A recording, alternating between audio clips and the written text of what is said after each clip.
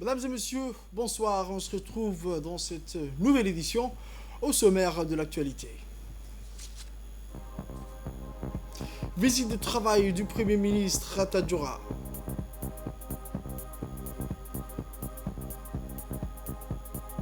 Et sur la scène internationale, le bilan humain du cyclone Batiraï s'alourdit, 92 morts. Merci encore, mesdames et messieurs, si vous nous rejoignez dans cette édition de 22h. On commence avec les actualités à la une de ce journal. Après la région de Diki et Ali Sabié, également d'Obok, c'est la ville blanche Tadjoura qui a accueilli le Premier ministre avec une large délégation ministérielle. Ce déplacement intervient dans le cadre d'une tournée qu'il effectue depuis mardi dans les régions de l'intérieur. Dans cette prolongation de sa tournée d'inspection dans les régions de l'intérieur, le Premier ministre, à son arrivée, été reçu par le préfet de la région, M. Hassan Dabel Ahmed, et les habitants de cette région éponyme. La visite de la délégation gouvernementale de cette région avait pour objectif de tenir une réunion consultative avec les habitants pour faire la lumière sur les conditions de vie des citoyens vivant dans la région et ses sous-districts, ainsi que pour discuter des moyens de renforcer la sécurité et la stabilité. Cette visite s'inscrit dans le cadre du suivi des efforts du gouvernement relatifs au renforcement des dispositifs de décentralisation dans la région de l'intérieur, qui a été lancé pour concrétiser la politique du président de la République, son Excellence M. Ismaël Marguerite, visant à rapprocher les ministères et les services de l'État aux citoyens de cette région. De grands projets ont été inaugurés dans la citerne d'eau, la pose pierre d'un centre de pompiers et la visite au centre d'autonomisation des femmes et du bureau de l'ANPI et du guichet social également. Les tournées entamées dans les régions de l'intérieur par une forte délégation conduite par le Premier ministre et plusieurs souscrivent à un double objectif. Il s'agit d'une part pour lui d'évaluer la déconcentration des services et la portée de l'action entériné de ces contrées et en même temps d'enregistrer directement les aspirations nouvelles de nos compatriotes des régions de l'intérieur aux fins d'éventuels recadrages et d'adoption de politiques conformes à leurs besoins réels et légitimes. Une fois arrivé le lycée technique de Tadjoura, où le Premier ministre, son Excellence M. Abdelkader Kamel Mohamed, accompagné du secrétaire général M. Naguib Abdel Kamel, ont rencontré le haut cadre des services déconcentrés, accompagné des ministres. Cela a été l'occasion de faire le point sur l'état d'avancement du processus de décentralisation et de s'enquérir de la situation de nos compatriotes vivant dans les régions de l'intérieur.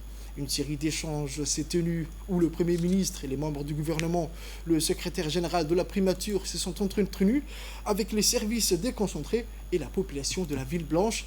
Ces discussions et des concertations dont les membres du gouvernement ont suivi avec intention s'inscrivent dans une perspective de renforcement du développement des régions de l'intérieur, du renforcement de déconcentration des services et de l'amélioration du niveau de vie de leurs populations respectives. Les tournées entamées dans les régions de l'intérieur ont un double objectif. Il s'agit d'une part pour lui d'évaluer la déconcentration des services et la portée de l'action entérinée de ces contrées et en même temps d'enregistrer directement les aspirations nouvelles aux fins d'éventuels recadrages et d'adoption des politiques conformes à leurs besoins réels.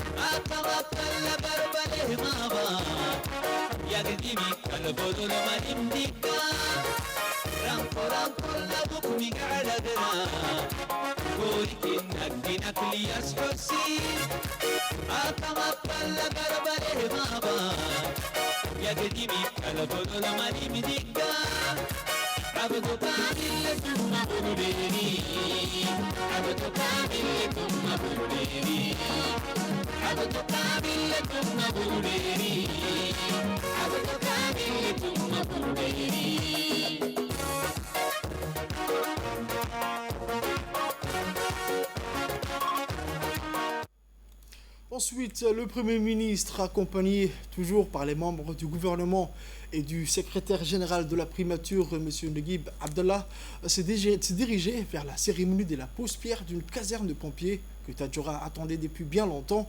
Le Premier ministre a rappelé que cette initiative fait suite aux doléances des habitants de cette région formulées lors de la tournée du président de la République dans les 5 régions de l'intérieur, dans le but de faire face aux sinistrés et aux incendies.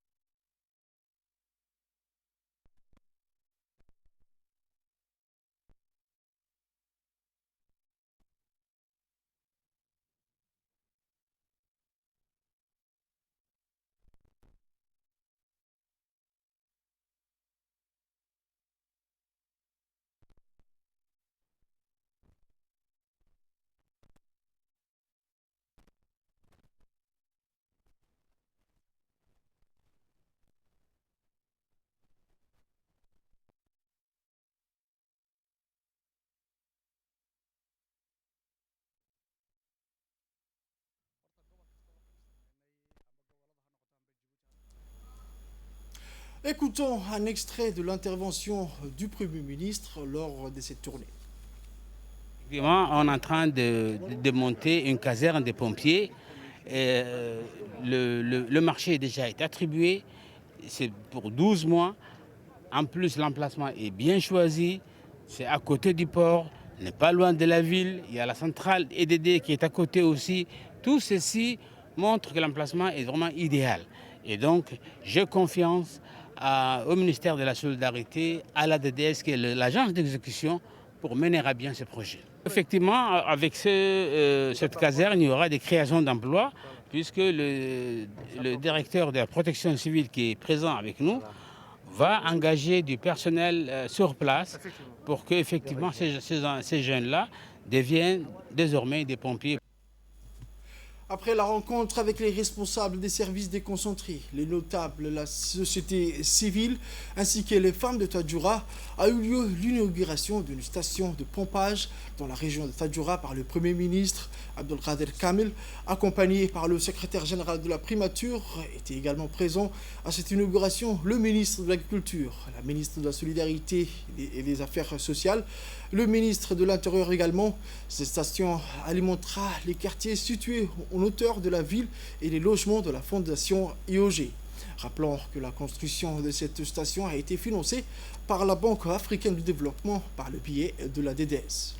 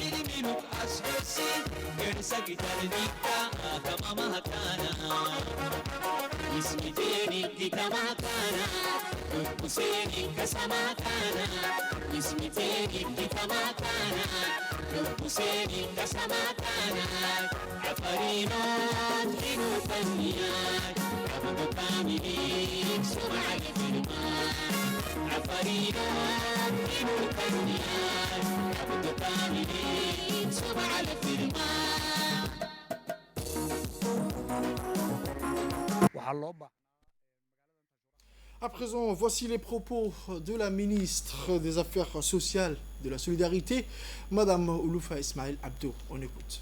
On a eu l'honneur justement d'avoir le Premier ministre lors de sa tournée concernant la mise à niveau ou la connaissance du terrain concernant la décentralisation. On a profité de cette occasion pour que, également en présence du Premier ministre, nous puissions mettre la première pierre de la caserne de Tadjoura qui a été bien sûr exécutée par la DDS, l'Agence djiboutienne de développement social, placée sous le rattachement du ministère des Affaires sociales et des Solidarités dans la région de Tadjoura. Comme vous savez, Tadjoura représente un pôle de développement économique assez important pour le gouvernement et également pour le président de la République public dans son mandat, surtout sur ce mandat, quand on sait que Tadjoura abrite actuellement un grand port et qui nécessite bien sûr des infrastructures d'accompagnement.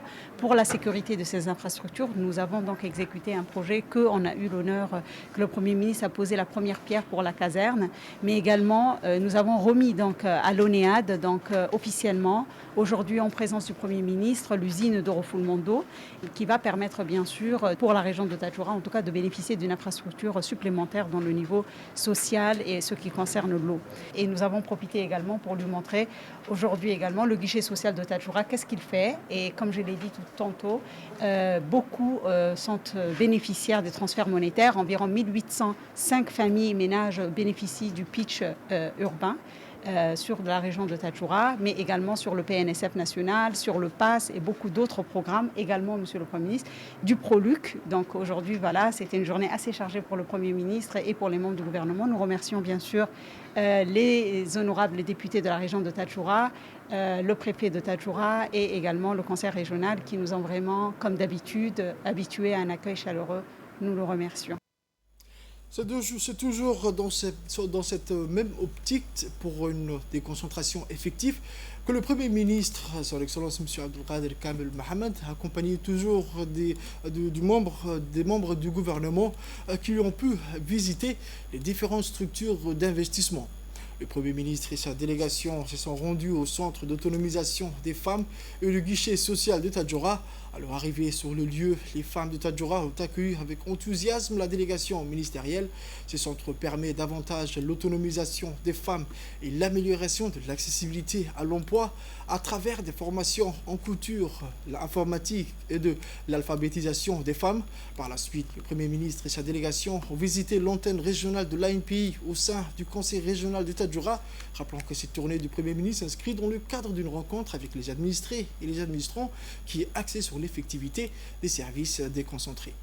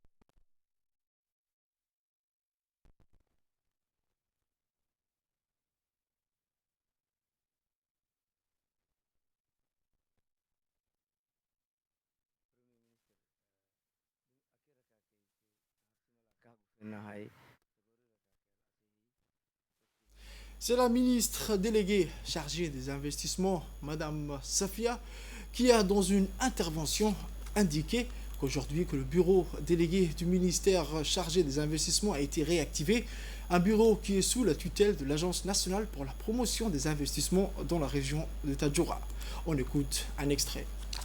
Aujourd'hui, une réactivation du bureau du secrétariat d'État chargé des investissements qui a sous sa tutelle l'Agence nationale pour la promotion des investissements. La région de Tadjoura a beaucoup d'atouts, des atouts, un potentiel extrêmement important qu'il faut développer. Il est nécessaire de développer pour la région de Tadjoura des banques de projets qui méritent un accompagnement très sérieux pour que les entreprises qui s'est développées dans les années passées qu'on pouvait compter sur une dizaine, on veut les voir beaucoup plus importants. C'est l'épine dorsale de notre économie, de notre développement. C'est un début. C'est un début. Un travail important va être amorcé, Inch'Allah. Et voilà l'équipe qui fera, Inch'Allah, un excellent travail. D'abord accueillir, informer et sensibiliser les secteurs privés pour qu'ils puissent se développer davantage. Écoutons à présent les propos du Premier ministre, son Excellence, M. Abdelkader Kamel Mohamed. Ce que nous avons fait aujourd'hui à Tadjoura est la même que celle que nous avons déjà fait dans les régions sud et même dans la région de Bok aussi. On a fait Dikil, à Lissabié, au Bok. Nous sommes aujourd'hui à Tadjoura. C'était donc pour voir avec les services déconcentrés quel est le degré des transferts de pouvoir entre les ministères et les services déconcentrés. C'était pour savoir est-ce qu'il y aura réellement transfert ou pas. Bon, nous avons eu apparemment les mêmes réponses que nous avons eues déjà dans d'autres régions. Les transferts n'ont toujours pas lieu correctement dans les régions de l'intérieur. C'est-à-dire que les ministères s'accaparent le pouvoir et ils réalisent à partir de Djibouti, si possible, ce qu'ils veulent faire, ils donnent les instructions à partir de Djibouti. Nous avons demandé surtout pour les services sociaux que réellement il faut qu'ils décentralisent. Ce n'est pas encore le cas. Nous avons vu ce matin, il y a des gens qui nous ont dit, effectivement, quand il y a une panne d'un forage, effectivement, cette panne, et nous, ce qu'on souhaite, c'est que le gouvernement, le président de la République en tête, c'est qu'il y ait une réelle déconcentration dans les régions pour que la région se prenne en charge elle-même. Elle n'a pas besoin d'aller à Djibouti pour essayer de récupérer des matériels. Non, il faut que ça soit à partir de Tadjoura. Ils doivent aller partout jusqu'à Balhou, jusqu'à Moussa Ali, jusqu'au Mabla, mais à partir de Tadjoura et non plus à partir de Djibouti. Et c'est cela la réalité des choses, c'est que nous cherchons qu'il y ait une réelle déconcentration pour accompagner la décentralisation, effectivement. Et c'est que, par ailleurs, j'ai vu quand même quelques réalisations à faire, parce que j'ai vu maintenant, on a posé la pierre pour la caserne des pompiers. Nous avons ouvert la station de pompage qui doit refouler sur les logements sociaux qui sont en hauteur par rapport à Tadjoura. Et ça fait partie quand même des réalisations importantes pour la région. On revient à Djibouti à présent, à Balbala, où à l'occasion de son 2e anniversaire, le CSFO-PTL de Balbala a organisé une journée de mérite en présence du président de la commune de Balbala, M. Idriss Bachir, du conseiller technique du MENFOP, M. Fahad, du directeur de la communication CRIPEN, M. Mourtar Odowa, et des conseillers pédagogiques ainsi que du comité de gestion d'établissement. Au cours de cette cérémonie, le directeur du centre sectoriel de formation professionnelle, M. Mohamed Addosh, a procédé à la remise des certificats des mérites aux meilleurs élèves pour le compte du premier semestre scolaire 2021-2022 et également aux formateurs et au personnel administratif qui se sont distingués pour leur professionnalisme et leur travail remarquable. L'objectif de cette action était non seulement d'encourager les élèves ayant obtenu des moyennes supérieures ou égales à 16, mais aussi de créer l'émulation auprès des autres élèves afin d'améliorer leurs résultats scolaires au cours du 2e semestre. Le directeur du centre, M. Mohamed Addosh, a précisé que cette action demeure une tradition et qu'elle s'inscrit dans le cadre des projets d'établissement visant à valoriser la réussite de nos apprenants. La vraie générosité envers l'avenir consiste à tout donner au présent. C'est le slogan de cette célébration. Pour rappel, l'année 2021-2022 a su conforter l'image des excellents résultats de Balbala, de ses élèves et de son personnel, avec des résultats au baccalauréat professionnel en transport et logistique qui contribuent, comme à leur habitude, au rayonnement de l'établissement. Ce fut une année dense, très constructive et très riche en projets en centre. Donc, ces 2 années, nous avons fibré, nous avons fait beaucoup d'efforts, beaucoup de choses ont été faites. Au niveau du transport et de la logistique. Donc, nous sommes le seul centre sectoriel qui existe à Djibouti. Et donc, nous sommes fiers d'être le premier centre sectoriel à Djibouti au niveau du logistique et transport. Aujourd'hui, nous célébrons encore une fois cette journée mémorable. Nous avons dédié cette journée mémorable une journée de mérite. De mérite pour qui? Des mérites pour les élèves, des mérites pour les enseignants, des mérites aussi pour le personnel administratif. Toujours dans l'actualité nationale, c'est dans le cadre de la 3e phase du projet de renforcement des capacités sur la sûreté et la sécurité maritime que la garde-côte djiboutienne a organisé une cérémonie de clôture d'une formation intitulée « Les techniques de remorquage, la lutte contre l'incendie et le matelotage » dont ont bénéficié les membres du service moyen naval de la garde-côte et dispensée par des instructeurs et des experts de l'association japonaise de la sécurité maritime. Cette cérémonie a été présidée conjointement par le colonel Waïs Omar Bagore, commandant de la garde-côte djiboutienne, et le représentant permanent de la JICA à Djibouti, M. Kaneda Masayuki. Dans une courte allocution prononcée en cette occasion, le commandant de la garde-côte est revenu sur les liens étroits de coopération et de collaboration entre l'institution et ses partenaires japonais, qu'il s'agisse de la JICA ou du GMS. Cette formation est un témoignage des efforts mis en place pour renforcer le développement des capacités opérationnelles de la garde-côte djiboutienne. La cérémonie s'est terminée par la remise des certificats aux participants qui ont bénéficié de cette formation.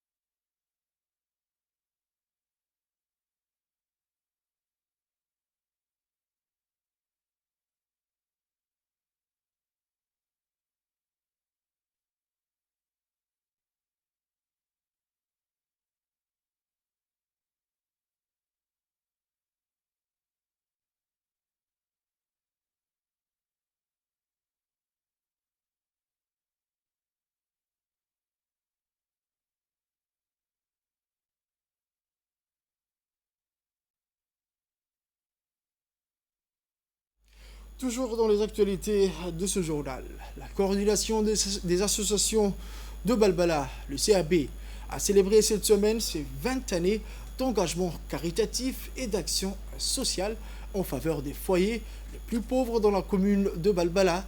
La fête a eu lieu dans la grande salle des fêtes du complexe Al-Rahma, située à la cité Hodan. Élus du peuple, autorités locales, notables et figures féminines, ainsi que la jeunesse de Balbala, s'étaient massivement déplacés pour vivre un moment de communion et de retrouvailles. Placée sous le slogan « Une voix commune, un succès commun », cette fête d'anniversaire était surtout le moment de réaffirmer l'utilité et la pertinence de l'action de la CAB, une ONG crédible et animée d'un esprit d'abnégation au service des Djiboutiens qui a agrégé autour d'elle l'ensemble des bonnes volontés qui se dédient au service de leurs semblables, selon son président. La CAB est un réseau d'une vingtaine d'associations actives de la commune de Balbala. La fête s'est achevée comme elle avait commencé, dans la liesse populaire et la bonne humeur, avec au menu la coupe du gâteau d'anniversaire et des certificats de reconnaissance ont été décernés à l'ancien président du CAB, Abdoulaye Bilal, et à Romane Awale, des figures qui ont marqué l'histoire de cette commission. Une délégation de Salam African Bank, conduite par les hauts responsables de cette noble institution, composée d'un directeur commercial, d'un responsable du programme WAFI, ont organisé ce jeudi 10 février 2022 au Conseil régional de Dikil un important plaidoyer de sensibilisation pour l'utilisation de la monnaie électronique appelée WAFI. Outre la délégation de Salam African Bank, cet atelier a vu la participation des autorités locales, dont le secrétaire général du conseil régional de Dikil, M. Abdallah Mohamed Hassan, le préfet adjoint, M. Fouad Aboukar, les élus locaux, les responsables des services techniques opérant à Dikil, les commerçants ainsi que les membres de la société civile. Au cours de cette réunion, des questions diverses concernant la nouvelle technologie de transfert monétaire ont été posées des uns et des autres, mais des éclaircissements à toutes questions ont été apportés par la délégation. En conclusion, nombreux clients de l'agence Salam African Bank ont intervenu pour témoigner de la qualité de service offert par Salam depuis l'ouverture de leur agence à Dikil, et en ce sens, les participants ont rassuré la délégation de leur totale confiance envers cette institution bancaire de la place. Pour les actualités internationales, je vous le disais dans le titre, au sud-est de Madagascar, ici, la plupart des habitants sont complètement détruits. Sans eau ni électricité, les habitants ne savent pas où aller. Au total, dans le pays, des dizaines de milliers de personnes ont perdu leur foyer à cause du cyclone. Le bilan humain, lui, ne cesse de s'alourdir. Baptiste Rai, qui a quitté Madagascar lundi, a fait au moins 92 morts, selon les autorités malgaches. La plupart des victimes sont décédées à la suite de l'effondrement de leur maison. le pays recense par ailleurs plus de 94 000 sinistrés et près de 60 000 déplacés, alors que de nombreuses ONG et l'agence de l'ONU ont commencé à déployer des ressources et des équipes pour venir en aide aux victimes. Mesdames et messieurs, c'est la fin de cette édition. Merci à vous de l'avoir suivi et restez avec nous pour la suite du programme.